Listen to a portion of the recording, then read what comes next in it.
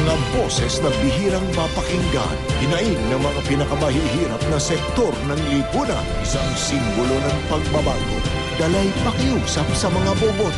Biyaheng Totoo. Sa pagpapatuloy ng ating Biyaheng Totoo, alamin naman natin ang mga problemang bumabagabag sa mga mangingisda na isa pa rin sa mga pinakamahirap na sektor sa Pilipinas. Ang sunod nating destinasyon, ang probinsya ng Bohol, kung saan nakapagtala ng pinakamababang huli ng isda mula taong 2002 hanggang 2011. Narito ang Biyaheng Totoo ni Sherry Ann Torres.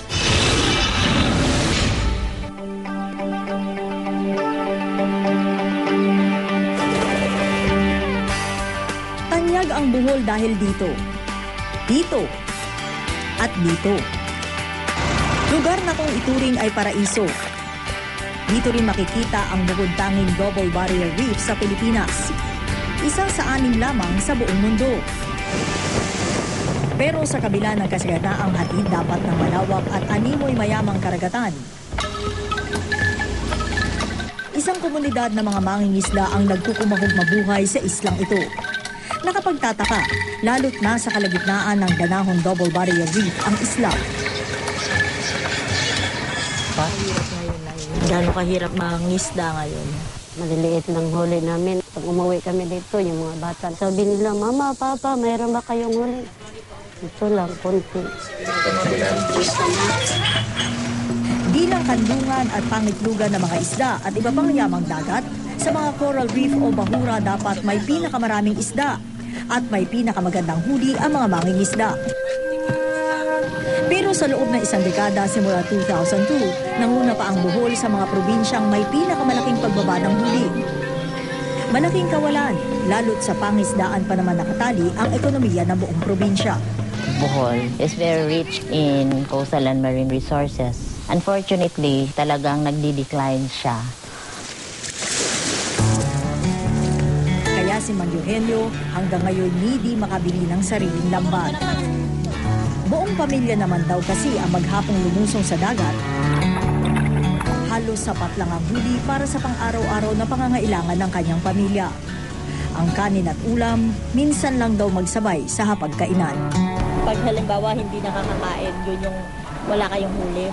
Ano kami sa tindahan, mga kami ng bigas. Babayaran lang bukas. Buting araw at kahit papano, naitataguyod pa nila ang pag-aaral ng 3 anak sa elementarya. Suntok sa buwan kung makatungtong na raw ang mga ito sa high school. Milagro kapag nakaabot ng kolehiyo. Wala akong pira, hindi. Kawawa naman mga anak ko, hindi naman makatapos ng high school. Kaunting huli kaya mababa o halos wala ng kita.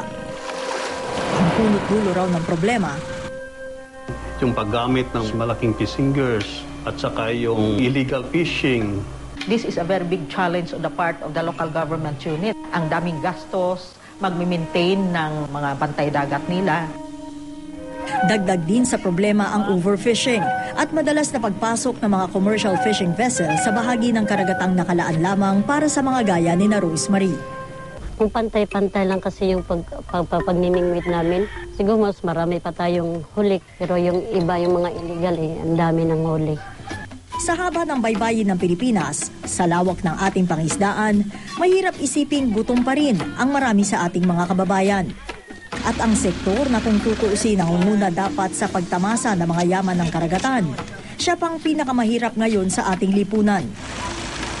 Ito'y sa kabila ng malaking kontribusyon ng industriya ng pangisdaan sa gross domestic product o pangkalahatang produkto ng bansa. Nitong nakaraang taon lang, umabot ito sa 51.8 billion pesos o halos 2% ng GDP. Sunod sa kanin at gulay, isda pa rin kasi ang paboritong pagkain ng mga Pilipino. Ipinaliwanag ko kay Mang Eugenio ang kahalagahan ng ballot box na dala ko. Sulat mo yung gusto mo sanang hilingin dito sa papel na to. Walang illegal na mangingisda. Edukasyon, gamot, doktor. Mga simpleng kahilingan pero lambat na mag-aahon sa kanila sa matinding kawalan. Kung magkakaroon ng katuparan, depende kung gagamitin ng mga botante ng tama. ang kapangyarihan nilang pumili ng susunod na lider ng bansa. Ako si Sherry Ann Torres.